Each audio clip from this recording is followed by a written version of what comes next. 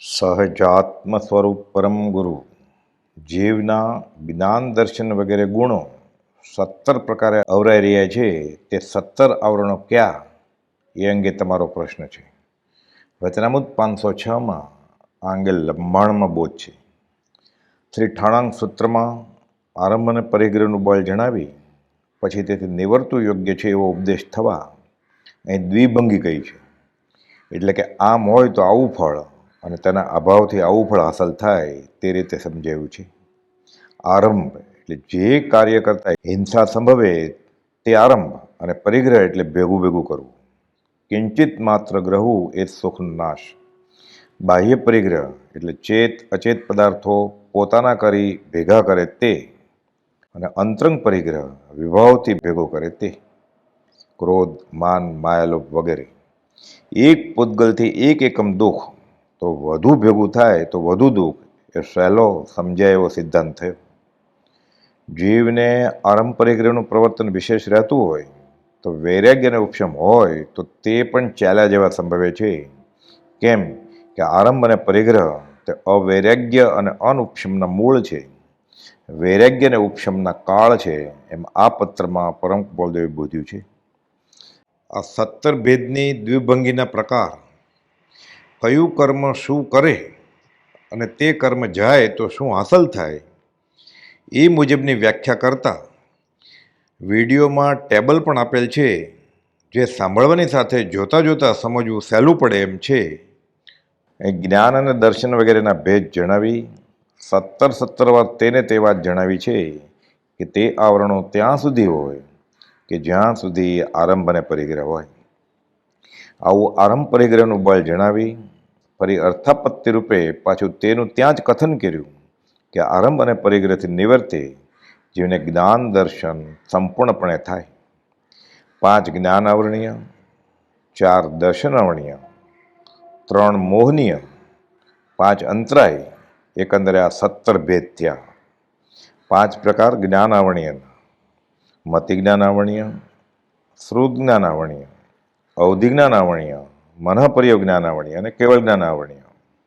4 પ્રકાર દર્શન આવરણીય કર્મના: ચક્ષુ દર્શન આવરણીય, અચક્ષુ દર્શન આવરણીય, અવધિ દર્શન આવરણીય અને કેવળ દર્શન આવરણીય.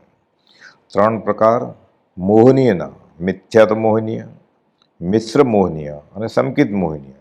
અને 5 અંતરાય કર્મ: ભોગ અંતરાય, ઉપભોગ અંતરાય, લાભ અંતરાય, દાન અંતરાય અને વીર્ય અંતરાય. 5 પ્રકાર આ જ્ઞાન આવરણીય કર્મના કયા? મતિ જ્ઞાન, શ્રુત જ્ઞાન, અવધિ જ્ઞાન, મનઃપ્રયોગ જ્ઞાન અને કેવળ જ્ઞાનને આવરણ કરે તે. ઇન્દ્રિયોની અને મનની મદદથી જે જાણે દેખે એ જ્ઞાન, આ મતિ જ્ઞાન ને શ્રુત જ્ઞાન. અહીં 5 ઇન્દ્રિયો અને મનથી જાણ્યું બધું સમાવેશ છે. આ બધા વિષયો મતિ જ્ઞાનમાં અને શ્રુત જ્ઞાનમાં સમાઈ જાય. 5 ઇન્દ્રિયો અને મનની મદદ વગર પણ જાણે આ અતીન્દ્રિય જ્ઞાન. આત્માની નિર્મળતાથી જે જણાય તે અતીન્દ્રિય જ્ઞાન. મનથી અતીત એવા જ્ઞાન તે અવધિ જ્ઞાન, મનઃપર્યોગ જ્ઞાન અને કેવળ જ્ઞાન છે. ઘાતી કર્મના ક્ષયોપશમથી અવધિ જ્ઞાન અને મનઃપર્યોગ જ્ઞાન પ્રગટે છે, અને જો ઘાતી કર્મો સંપૂર્ણપણે નાશ પામે તો કેવળ જ્ઞાન પ્રગટે છે. જીવને જ્યારે કેવળ જ્ઞાન ઉત્પન્ન થાય છે ત્યારે ફક્ત એ એક જ જ્ઞાન બાકી રહે, બાકીના 4 જ્ઞાનનું સ્વતંત્ર અસ્તિત્વ રહેતું નથી. કેવળ જ્ઞાન થયા પછી જીવને પુનર્જન્મ નથી, શરીર ધારવાનું રહે નહીં. અવધિ જ્ઞાન: સામાન્ય રીતે અવધિ શબ્દનો અર્થ મર્યાદા, સીમા કે હદ એમ થાય. આ જ્ઞાન ઇન્દ્રિયોની અપેક્ષા રાખતું નથી. અવધિ જ્ઞાનથી ઇન્દ્રિયો અને મનની મદદ વિના અમુક મર્યાદા સુધી રૂપી પદાર્થોનું જ્ઞાન થાય છે. જીવનો મૂળ ગુણ ઉપયોગ લક્ષણ અથવા જ્ઞાન છે. તેને ઢાંકનાર કર્મ તે જ્ઞાન આવરણીય કર્મ. શાસ્ત્રમાં તેને આંખે બાંધેલા પાટાની ઉપમા આપી છે. જ્ઞાનના 5 ભેદો હોવાથી તે પ્રમાણે તેને આવરણ કરનાર જ્ઞાન આવરણીય કર્મના પણ 5 ભેદો થાય. જેમ આગળ જણાવ્યા મુજબ મતિ જ્ઞાન આવરણીય, શ્રુત જ્ઞાન આવરણીય, અવધિ જ્ઞાન આવરણીય, મનઃપર્યોગ જ્ઞાન આવરણીય અને કેવળ જ્ઞાન આવરણીય. 4 પ્રકારના દર્શન આવરણીય કર્મ. દર્શન પણ જ્ઞાનનો જ ભાગ છે મૂળમાં તો. એક ચક્ષુ દર્શન, બીજું અચક્ષુ દર્શન, ત્રીજું અવધિ દર્શન અને ચોથું કેવલ દર્શન. દર્શન આવણીય કર્મ અને દર્શન મોહનીય કર્મ બંને શબ્દ પ્રયોગ ખાસ વિશેષે વપરાય છે. જૈન ધર્મની આ પરિભાષા છે. શ્રદ્ધાની ખામી તે દર્શન મોહનીય અને દર્શન આવણીય તે તો સામાન્ય બોધને આવરણ કરે તે. દર્શન મોહનીય ટળે તો સમ્યક દર્શન થાય અને દર્શન આવણીય ટળે તો સામાન્ય દેખાય જણાય, પછી વિશેષે જણાય અને આગળ ઉપર જ્ઞાન થાય. અહીં સામાન્ય જાણકારી કે ઉપલક ખ્યાલ આવે તે દર્શન. જે કર્મ ઉદયમાં આવે તેને લઈને વસ્તુના સામાન્ય ધર્મને જાણવાની દર્શન શક્તિને રોકે તે દર્શન આવણીય કર્મ કહેવાય છે. આ કર્મ દ્વારપાળ એટલે ચોકીદાર જેવું છે, વોચમેન જેવું. જેમ દ્વારપાળ બહારથી આવનાર વ્યક્તિને રોકે તો મહેલમાં દરબારમાં અંદરના રાજાને બહારના માણસો જોઈ શકે નહીં. તેવી જ રીતે દર્શન આવણીય કર્મના ઉદયથી જીવ સામાન્ય ધર્મને જાણી શકતો નથી. 4 પ્રકારનું દર્શન આવણીય કર્મ આ દર્શન આવણીય ચતુષ્ક કહે છે, અને સાથે 5 પ્રકારની નિંદ્રા એટલે નિંદ્રા પંચક એમ એકંદરે દર્શન આવણીય કર્મના 9 પ્રકાર શાસ્ત્રમાં વર્ણવ્યા છે. ચક્ષુ દર્શન આંખ દ્વારા થતો સામાન્ય બોધ તે ચક્ષુ દર્શન, તેને આવરણ કરનાર તે ચક્ષુ દર્શન આવણીય કર્મ. આ કર્મના ઉદયે જીવને આંખ ન મળે તો જન્માંધ હોય અથવા મોતિયો, ઝામર, રતાંધળાપણું વગેરે રોગો થાય. ટૂંકમાં કાં તો દેખાય જ નહીં અને દેખાય તો અસ્પષ્ટ ધૂંધળું દેખાય. બીજું અચક્ષુ દર્શન, આંખ સિવાયની શેષ 4 ઇન્દ્રિયો નાક એટલે ઘ્રાણેન્દ્રિય, કાન એટલે શ્રવણેન્દ્રિય, જીભ એટલે સ્વાદેન્દ્રિય, ચામડી સ્પર્શેન્દ્રિય અને મનથી થતો સામાન્ય બોધ તે અચક્ષુ દર્શન, તેને આવરણ કરનાર તે અચક્ષુ દર્શન આવણીય કર્મ કહેવાય છે. ત્રીજું અવધિ દર્શન, ઇન્દ્રિયોની અપેક્ષા વિના માત્ર રૂપી દ્રવ્ય વિશે જ્ઞાન, તે પણ ક્ષેત્ર અને કાળ વગેરેની મર્યાદાવાળો જે સામાન્ય બોધ તે અવધિ દર્શન કહે છે. તેને આચ્છાદન કરનારું જે કર્મ તે અવધિ દર્શન આવણીય કર્મ કહેવાય.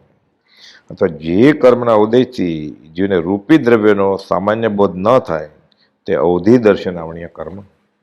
અહીં ઇન્દ્રિયોની અપેક્ષા નથી.